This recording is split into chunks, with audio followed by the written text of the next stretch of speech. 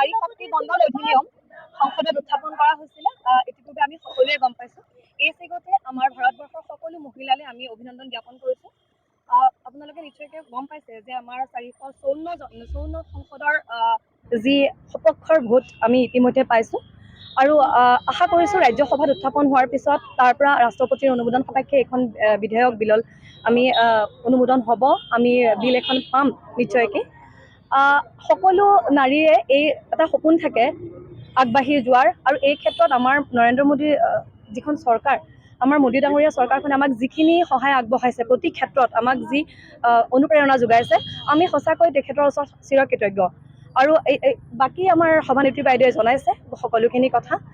বাকী আমাৰ 2010ৰ পৰা এইখন বিধেয়ক উত্থাপন হৈ আছিলে, কিন্তু প্ৰথমবাৰৰ বাবে এই বিধেয়কখনে যিহেতুকে গৃহীত হোৱাৰ দিশলৈ গৈ আছে, আমি সকলো সুখী। আৰু এই চেগতে আমি নৰেন্দ্ৰ মোদী চৰকাৰক অশেষ ধন্যবাদ জ্ঞাপন কৰিছোঁ। ভাৰতীয় জনতা পাৰ্টি নগাঁও জিলা মহিলা মৰ্চাই আমাৰ কেন্দ্ৰীয় চৰকাৰখনে যি গুৰুত্বপূৰ্ণ সিদ্ধান্ত গ্ৰহণ কৰিলে ভাৰতীয় প্ৰধানমন্ত্ৰী নৰেন্দ্ৰ মোদী ডাঙৰীয়াই, যি 33% সংৰক্ষণে মহিলাসকলক সুৰক্ষিত কৰিছে, তাৰ বাবে আমি ভাৰতীয় জনতা পাৰ্টি নগাঁও জিলা সমূহ মহিলা মৰ্চাই আমি তেখেতক ইয়াৰ পৰা বহুত ধন্যবাদ আৰু শুভেচ্ছা জনাইছোঁ।